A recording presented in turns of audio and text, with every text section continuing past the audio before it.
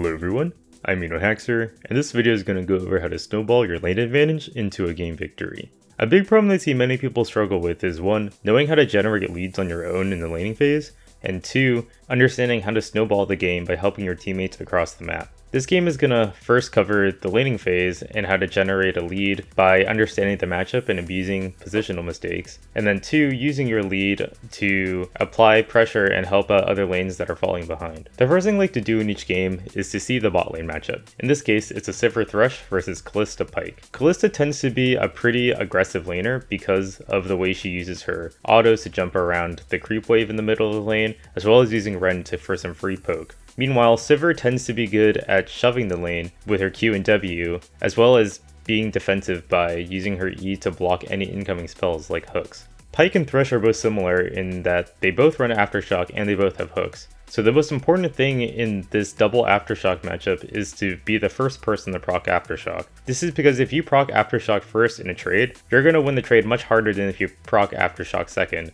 Because if you proc Aftershock second, you most likely got CC'd already, and you're going to take a lot of damage before you get yours off. As soon as we get to lane, we're going to try to hit level 2 first. This is really important on most champions, but especially important on Thresh because Thresh's level 2 is one of the best level 2s in the game. With Thresh's Q and E, you can win almost every all-in if you land all your spells. In this case, as soon as that third melee creep dies, I'm going to already begin the trade by using my E, as well as my Q on the Pyke to secure the kill.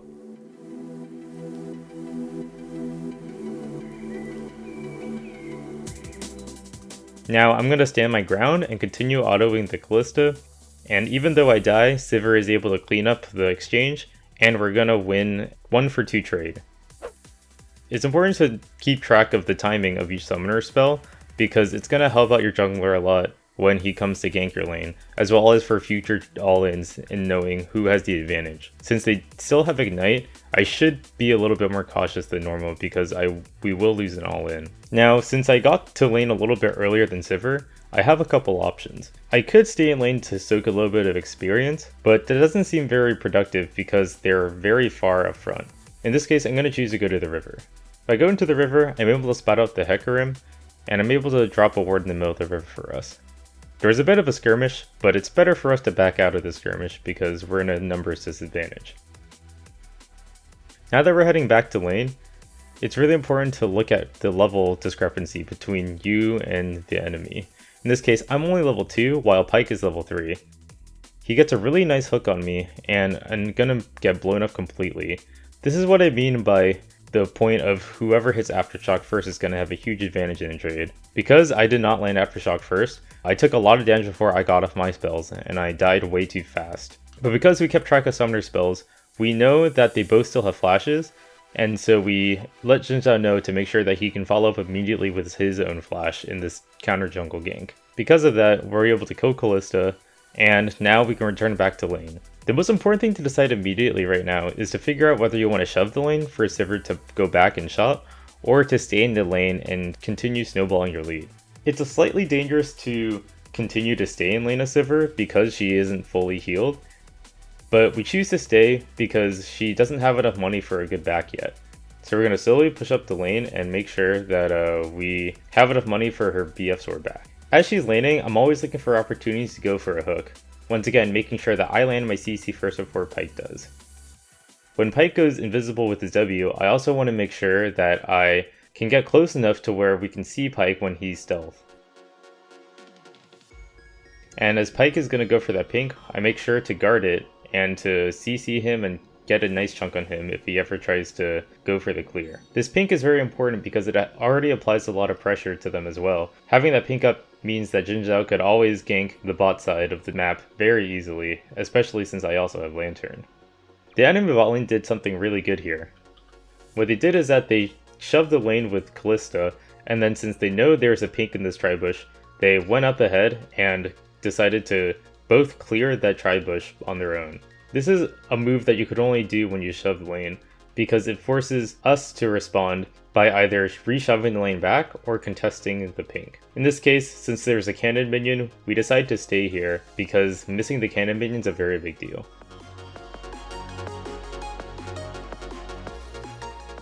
As this lane progresses, it's also worth seeing who has mana in this lane.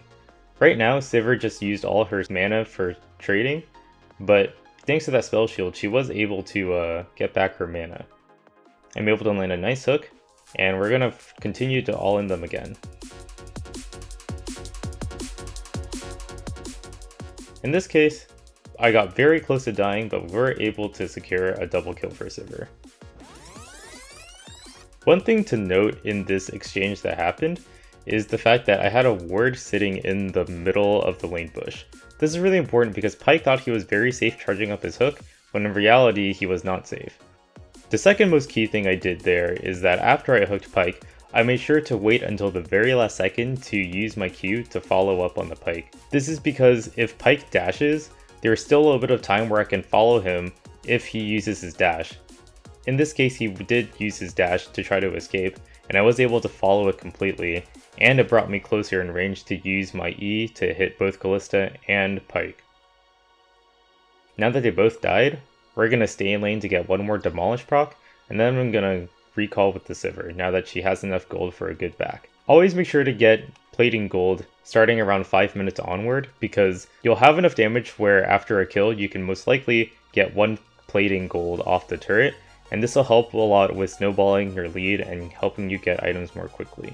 A small tip as Thresh is that as you're walking back to lane, you should always be throwing your lantern to get your AD carry to get back to lane sooner. This is so that if the enemy team decides to push really hard when you guys recall, your AD carry is able to get back to lane sooner and not miss as many creeps.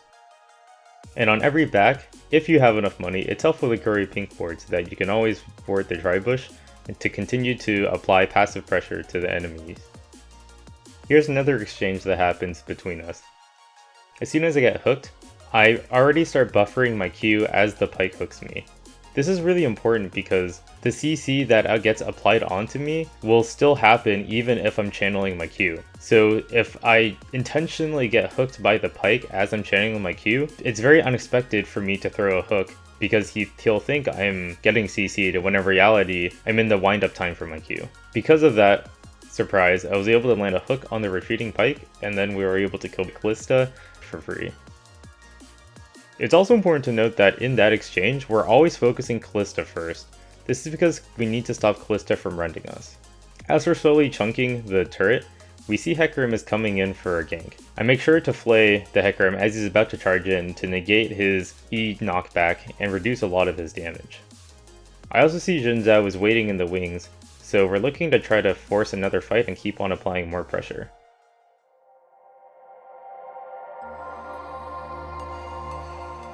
I land another easy hook on the Kalista, and we're able to secure yet another kill. At this point, Kalista has walked back to lane and continuously died over and over again. Now that Kalista is dead once more, we can continue pushing the lane and taking the turret. However, I want to dive the Pyke here in order to keep on snowballing our lead. In general, I think this is a very good decision because it not only denies the enemy support from grabbing more experience under the turret, but trading 1-for-1 is always reasonable if your AD carry gets stronger off of it. In this case, Sivir gets another wave on her own, and she's able to get another turret plating gold off of that, further snowballing her lead. While the Sivir is hanging up bot, I'm looking to roam around the map because she has to recall. I decide to take this time to drop some vision around the map and secure our laning phase so that Hecarim can't gank us anymore. I leave one ward in the middle of the river, one ward above the wall, and I'm looking around mid to annoy the MeNoHaxor.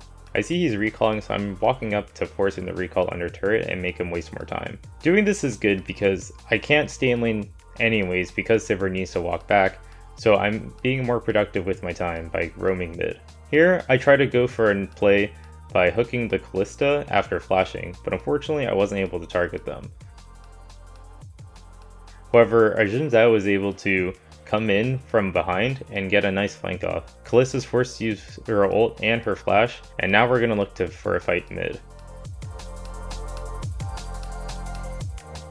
Unfortunately, the Azir does get MeNoHaxor ulted, and I missed my hook, so we aren't able to do much else here. But since the Azir did die here, and the enemy bot lane is also mid, it's okay to stay mid and continue pushing the way for Azir, since he isn't going to be back for about 20 seconds. Meanwhile, I'll drop another ward in the enemy jungle and Sivir and I will walk back bot so we can take that last gold plating and the first turret of the game. One ward I'd like to place is right behind that tribush in the middle of the enemy bot lane. This is nice if you anticipate the enemy bot lane is going to buy a pink ward and place it in that tribush. As you can see, we are much stronger than the enemy bot lane, and Hecarim can't just charge in at us because he's going to die. I land a very easy hook on him, and he's forced to use his ult to get out. We take the first turret with very little ease, and I'm going to continue very aggressively by walking forward and lane turreting the Sivir so that she can continue to apply pressure. Now that we've taken the bot turret, we're going to look to snowball our lead into other lanes. One of the best things you can do to snowball your lead is to visit top lane. This is because by sending both the AD carry and the support top, the top laner can cover bot lane, and it's much easier to 2v1 the enemy top laner into taking the turret. However, there are already several people top on our team, and because of that, we decide to go mid instead. Staying mid is also a good option because with a heavy roamer like Thresh, you're free to roam in between top and bot lane, while your AD carry can freely push the lane and provide space for you to roam around the map. It also allows you to walk towards Dragon or Rift Herald more easily. Now that top turret is down, the only turret left is mid, in which case it makes sense for Sivir to stay mid so that she can keep clearing waves and allowing the rest of our team to roam around the map together and apply pressure. Some ways to apply pressure as a team is to invade together to take enemy jungle camps, get deep vision, or contest objectives. In this case, a dragon is spawning in about 1 minute, so we choose to stay around mid lane so that way we can get the dragon when it spawns. You can also look for picks together with a playmaker like Thresh, but sometimes you should be a little bit careful in baiting your team. As a support, it's sometimes good to intimidate your enemies to apply pressure. By doing so, I allow Sivir to take the mid turret for free, and now this opens up the map even more for us since we have all 3 turrets in each lane down. One thing to do every time you take a turret is to leave a ward in the middle of the lane. I like doing this a lot because it allows you to get vision on the enemies when they rotate around the map after clearing waves, and it'll help you plan fights much more easily if you know where the enemy is walking. After taking the dragon, we're going to look to go bot with Darius so that we can continue to apply pressure. I'm walking up more up front as Thresh because I have the CC to start a fight for my team. However, you don't want to start a fight as you're taking the turret. You should really only start a fight after the turret is down or until you're away from the turret. In this case, we let Darius die in a 1-for-1 exchange, which is not the best idea, especially given that we went to siege. And in teamfights as Thresh, it's always good to try to look for hooks onto enemy champions. Since I knew the Pyke was going to die there, I attempt to go for a hook on the Malzahar, which would have helped us secure another kill if it landed. Even though it missed, it's the idea that counts. Now that we've reset, the ideal thing to do now is take Rift Herald since it's still up. We also want to leave Darius in a solo lane because allowing us to 4v4 is the best thing to do since our 4-man is much stronger than their 4-man. Xin Zhao gets another free kill on the Hecarim, and now I'm looking to move up very aggressively to get some more vision around Rift Herald. I saw Pyke leave a ward, so I'm going to start sweeping. I'm going to move forward to plant even deeper vision since I know the Hecarim is dead and they're not going to contest me at all. You can see that Sivir also went to go clear the Raptor camp, and now we're going to go and secure the Rift Herald together as a team.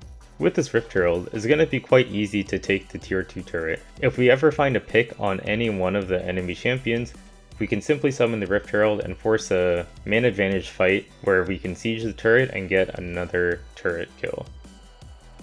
During a siege as Thresh, there's 2 main things you want to do depending on whether you guys have the man advantage or not. If you guys are in an advantageous position, you should walk a little bit more forward to apply pressure for your team, especially if your other teammates are squishy. If you guys are at a man disadvantage, you should stay back to help peel and apply CC.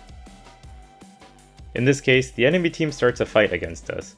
I throw my box in the middle of the team fight to CC people and prevent them from getting closer to us, and then I use a perfectly timed stopwatch to negate the rend damage on Kalista, allowing me to live and securing us 2 kills. It's also important to note that right before the fight started, I applied Knight's Vow to Sivir, which tanked a lot of damage to her and allowed her to live for all of the damage that went on in that fight. With those 2 kills in that team fight, this is now the perfect opportunity to use a Rift Herald for free. Jin Zhao is going to use it, which will help tremendously in taking this first turret down, as well as dealing a reasonable amount of damage to the 3rd turret in the middle lane. At this stage in the game, looking for any kind of pick is definitely worth it, since you can much more easily and quickly take objectives if you find one pick. Here I see Kalissa's on her own, so I immediately go for a flash fillet, locks her in far enough for us to get a kill. Although I had to use some summoner spells, finding that pick is very good for us. As the fight continues, I'm continuously trying to peel to the best of my ability for Sivir and allowing her to deal as much damage as possible. Just in case the Pyke or Hecarim comes for a flank, I decide to drop a ward in the enemy jungle, especially in these 2 bushes. Getting a ward in the enemy base is also really good. Over the wall, it'll be very useful to know where the enemy's positioned so that you don't get hooked or CC'd in the middle of a siege. In teamfights at this point in the game, Sivir is the strongest person on my team, so I want to do everything I can to peel for her. I drop the box very early so that the Hecarim is not going to go in on us, and then I continue to move forward and keep providing more CC to slow the Hecarim and the Kalista.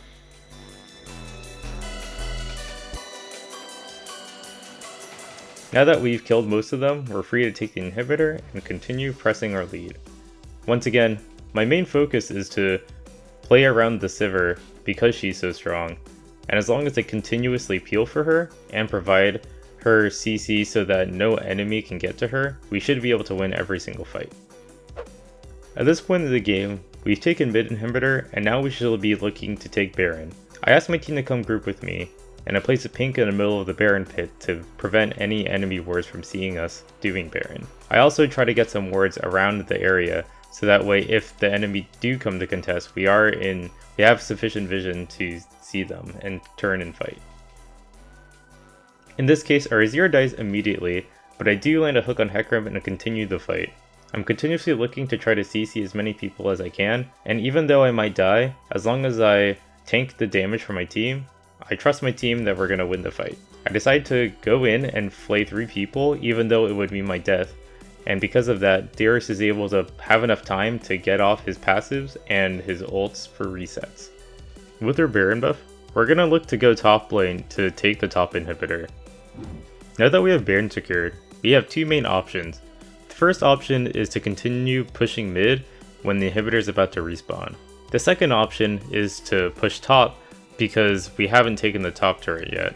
In this case, since we pushed them into their base, it makes more sense for us to rotate top lane because we can take this turret for free. There's a very low chance that they would try to contest us. That's why we decided to do so. They engage on the Jin Zhao, and once again, I'm gonna look to continue peeling for Sivir.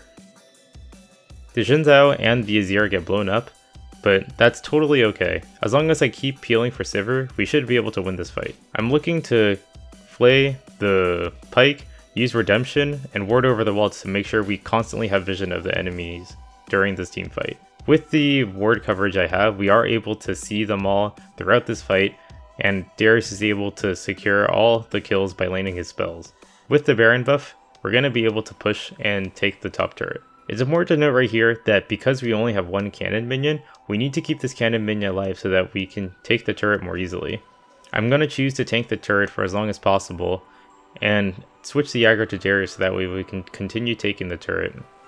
I see the Kled jumps on Darius, so once again I'm going to go for an easy hook into a flay, and continue trying to peel for as much as possible. I throw the lantern on Darius just so he gets another shield, and we're able to secure a couple more kills. I am running a little bit lower on health, so I am standing a little bit further back than I normally would, because Sivir can always walk up and continue to threaten the enemy team. Once again, I land another easy hook into a flay combo, and we're going to continue pressing forward and closing out the game strong. So overall, this game had a lot of key points. The first is that I was able to generate a lead from a spot lane by continuously making good picks and forcing summoner spells. Even though I did make a couple mistakes in lane, we were able to recover easily with some help from Jin Zhao, as well as being able to keep spoon feeding Sivir more kills. Once we had that lead, by going mid lane, we were able to slowly take that mid turret and continue to place wards and gather vision around the map, allowing us to take objectives more easily and forcing fights when we know we have the advantage. Many times I feel that when people take the first turret bot, they continue to stay bot and don't use their lead elsewhere. In this game, I feel that using that lead mid lane and spreading the vision around the map allowed us to take these objectives very easily, as well as allow us to teamfight with ease. I hope you learned something from this video, and I'll see you guys later.